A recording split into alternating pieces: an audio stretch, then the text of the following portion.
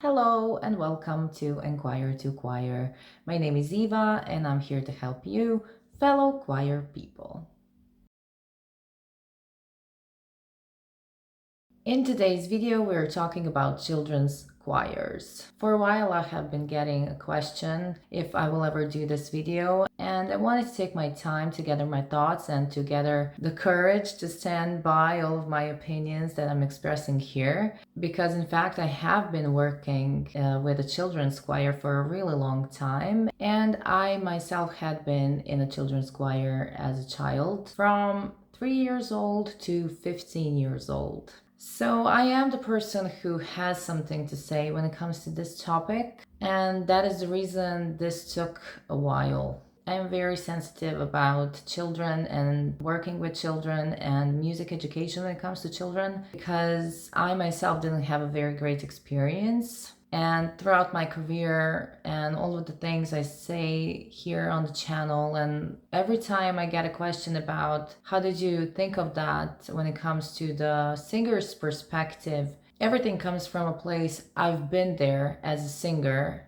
And for that reason, I don't want to do the same thing as a choir director. So when it comes to children's choirs, in today's video, I'm going to give you 12 things I think you should know. We could talk about it for years, and we will, I think, I hope. But for now, let's start with these 12 things. In my experience, when it comes to children's choirs, many people who approach them think of, oh, it's a choir but with kids. And that's not all there is to it, because it's a completely different psychology, it's a completely different playing field, and I wish more people understood how important it is to be in a child's life as an educator. Our children are our future, and those children are going to one day become adults who have their memories and have their experiences as a child, and we all know that those experiences affect us for life.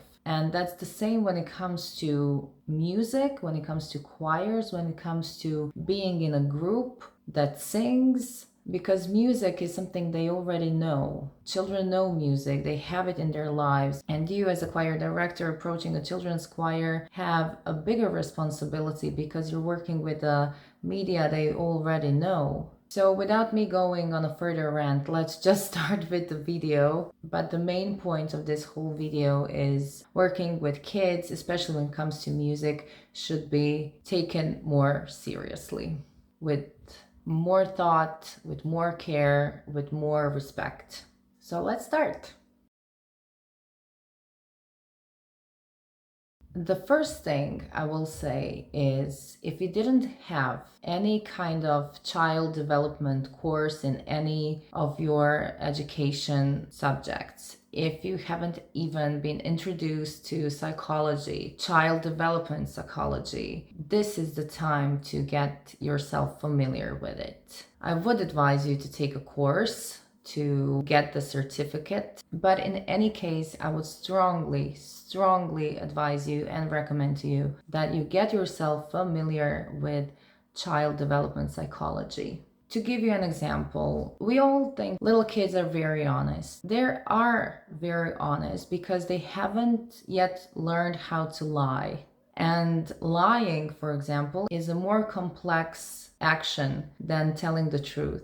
For some complex actions, you need to have a more developed brain. So getting yourself the knowledge when it comes to the children development psychology and the way they process things, at what age they are able to process certain things, the way they process information is such a valuable thing to know, because it affects the way you approach things when it comes to the choir. I think it is very important that even though you are familiar with music, you realize that if you're working with kids, you have to take the time to learn how to approach a children education. The language you use with children should be, of course, different. Of course, they're not grown-ups. Of course, their thesaurus is not hugely developed. But the thing is, you will have to explain many things you didn't think you will ever have to explain. For example, when I started conducting to my children's choir, the kids in the choir started doing the same. They thought I was showing them what they have to do, and they started doing this. And I've seen it happen afterwards with some other choirs and with some other choir directors. And other choir directors started yelling, "Stop doing that! You shouldn't be doing that! Why are you doing that?" And I remember thinking, well, they don't know what you're doing. They're just repeating you. They're just seeing you and repeating what you're doing because you're the authority in the choir. When it comes to things you will need to explain to them. If you want to use a word called crescendo, then you have to explain to them what a crescendo is. And every time you get a new singer in the choir, you will have to explain it again. This is tricky because we tend to forget what we had to learn, all of the things we had to learn, how much we had to learn when we started music. So think about it and think of it that way, because during the rehearsals, if it turns out that you say something and they don't change anything after your input, you maybe think that they're not doing it on purpose because they're not listening to you. And maybe the case could be that they really do not understand you.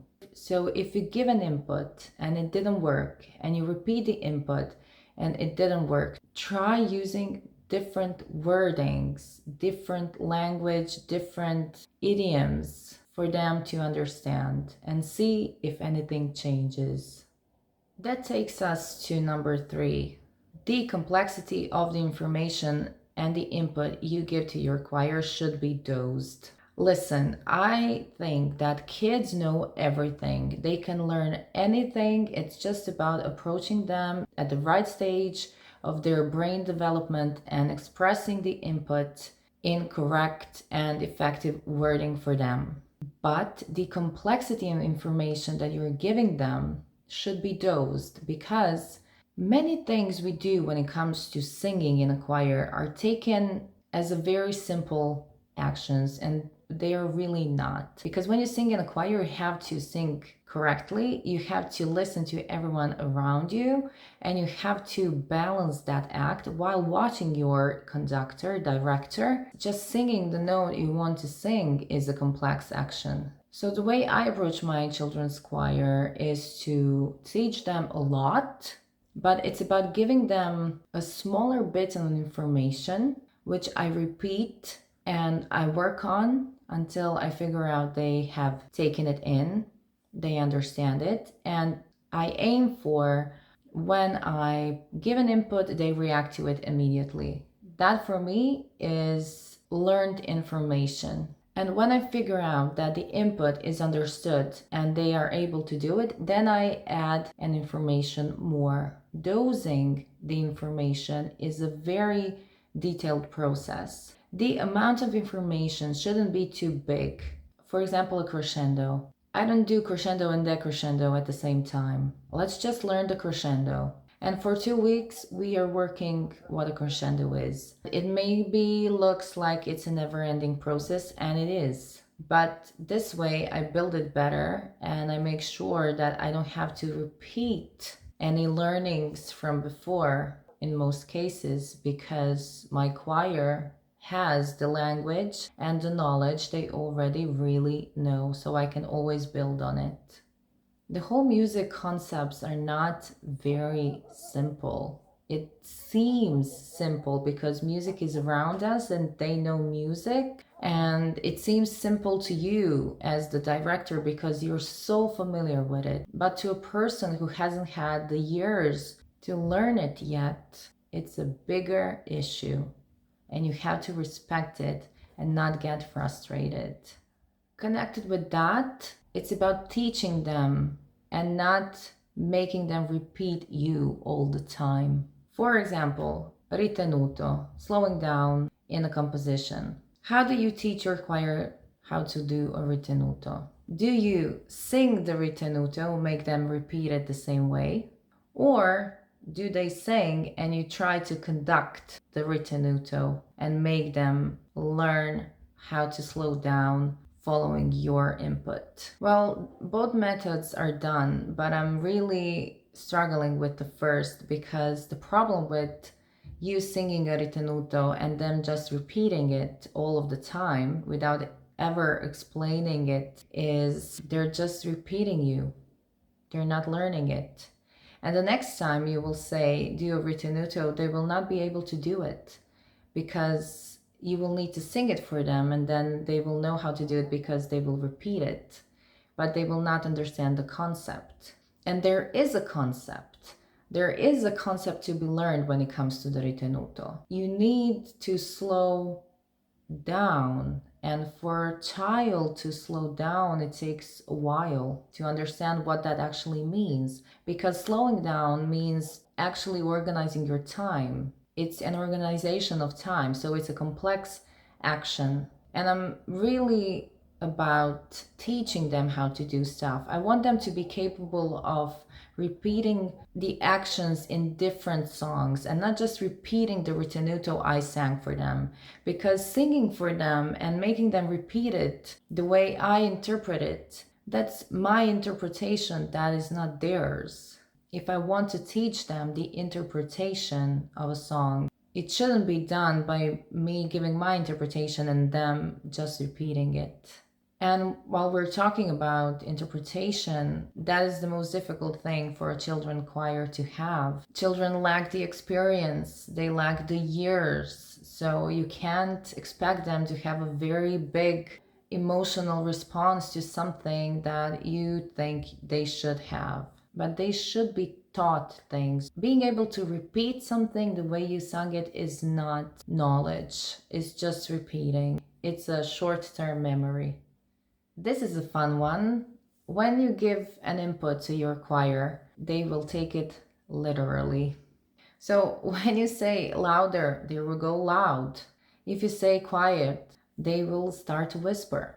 It's just the way they work, which is actually very fun, and it comes as a shock at first, but then you learn how to do more nuanced inputs. And it helps, of course, to sing for them what it sounded like to you. So if, for example, I tell to my choir, sing louder, and then they started yelling, I stop them and say, listen, the way it sounded for me is like this. And I repeat the yelling, and they start laughing because it's very funny to them. They were yelling. I mean, our choir director was yelling. That's not the way to go.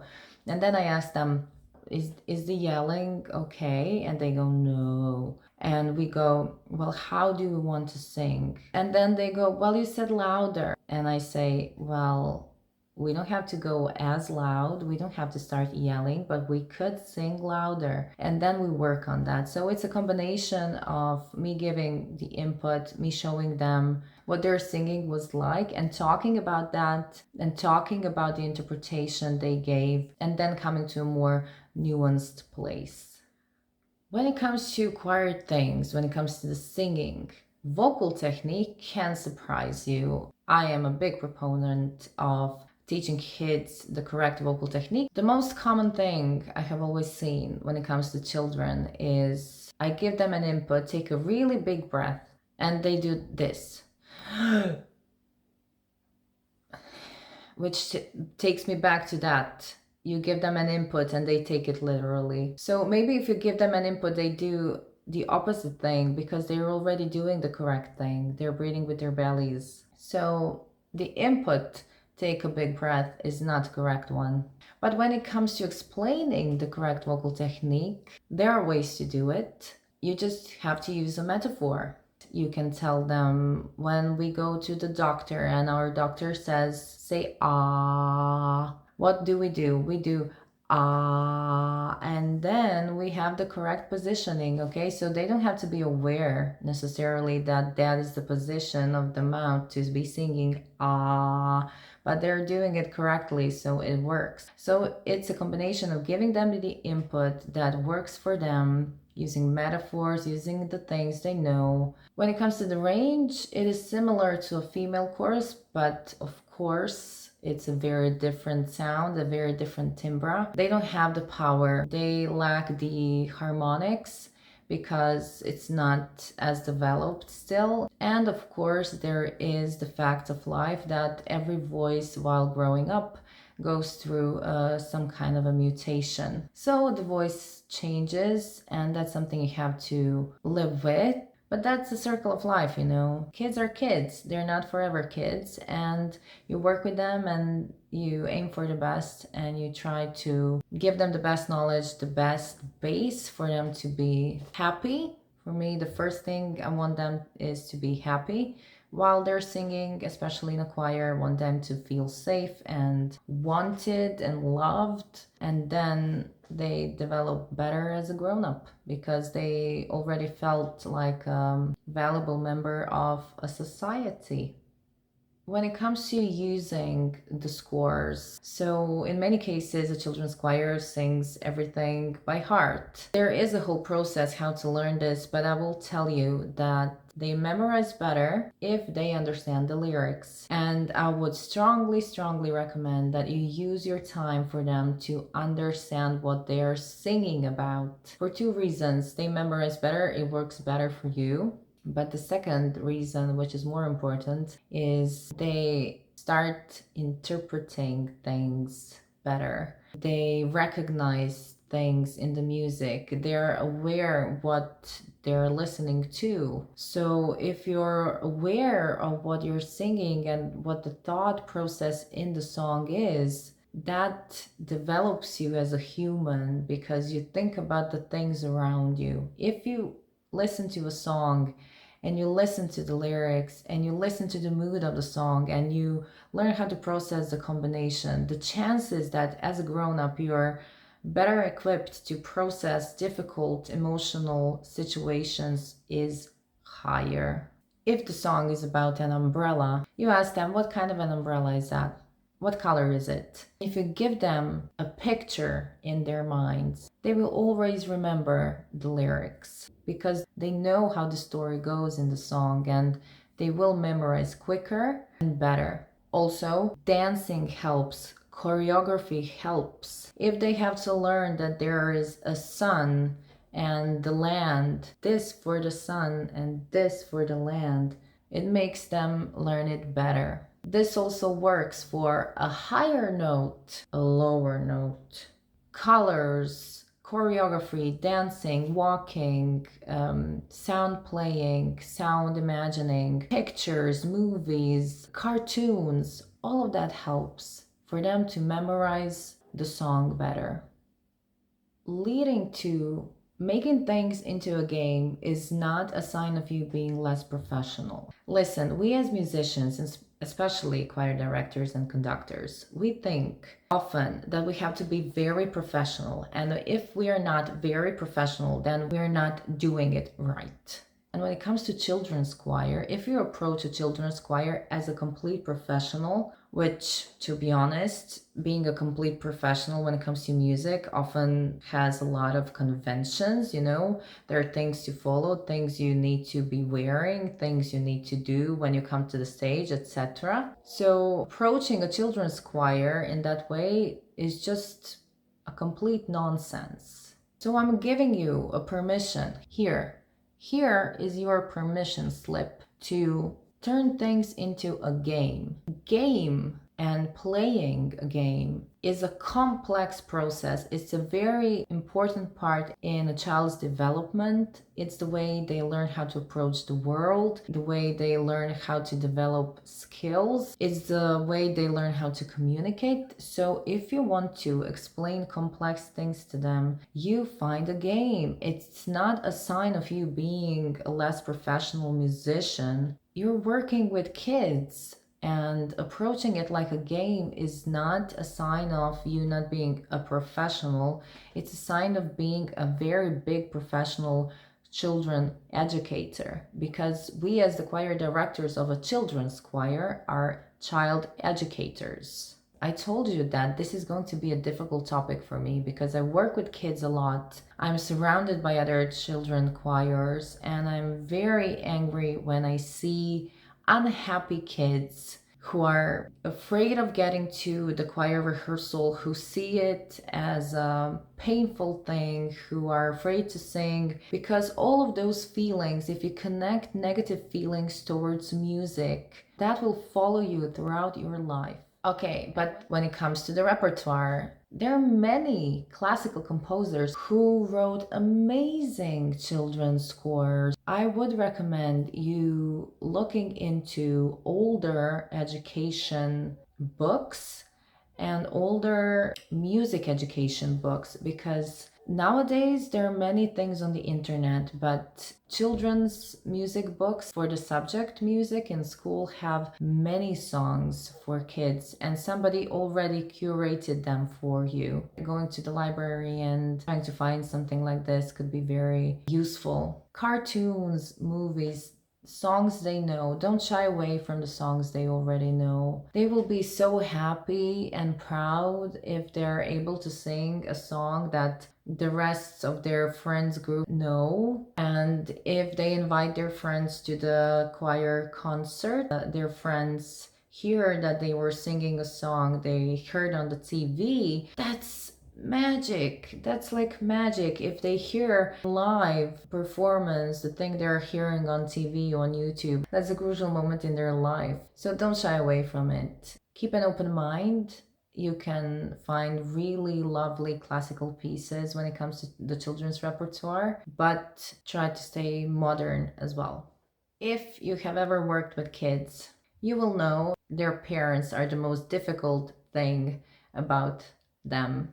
The communication you will have to have is going to be with their parents. And the problem with that is the parents are not present at the rehearsals, so they don't see the process. And if the parents are not used to a choir formation, the most frequent question I would ever get was, why does my child always stand at the back in the last row? Or why does my child have to stand there? Or why are they standing in the middle, right in front of their choir director? If I take a picture, I can't see them because you're closing the view. These are all the questions I got, and then I have to explain to them. Throughout the years, I learned that it helps if I have a policy. I developed a policy for myself and my choir. If I get a question, I stick to my policy, and that policy is for everyone, for every choir singer, for every parent. If every parent out there knows that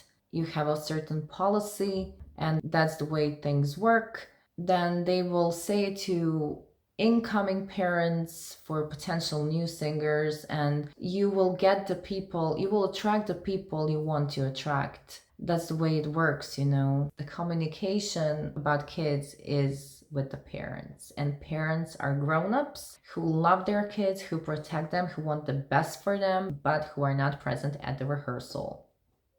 When it comes to critiquing them, be very careful. I'm not saying that you should sugarcoat it or lie to them. They have to learn how to take the criticism, but the way you give the criticism is something you need to work on. This is probably the first time they have to receive criticism, and while they do receive it in school, this is different because they're expressing themselves.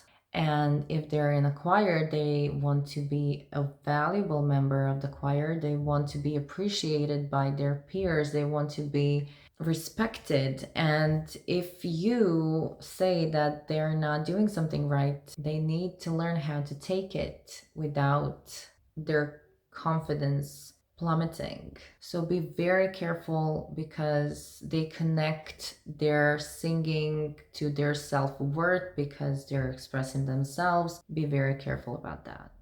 And finally, advice that will save you: rehearsal planning is effective to a point. You have to be flexible with your goals and very adaptive to change. Kids get sick, get bored, have a bad day, are lazy that day, and your plan falls apart. If you don't learn how to be adaptive, then you will be frustrated all the time. It's just you can have, a general plan, and I advise you to have a bigger goal. For example, a Christmas concert in plan, but which repertoire would be on that particular concert is something that you should stay flexible about, because you never know what will happen. It's not something they do on purpose, it's just a way of life. And that's it, rant over. I'm getting a cup of coffee and I'm calming myself down, and I will finish this video. Thank you for being here. If you want to see more videos, there are a lot of them here on the channel, you can check it out. If you wish to stick around, you can subscribe. And if you have any questions, you can email me or put it down in the comments section. Every Sunday, new video. I'm sticking with the plan. I cannot believe it. Thank you for watching, dear choir people. Conduct well, conductors, and I'll see you next time. Bye!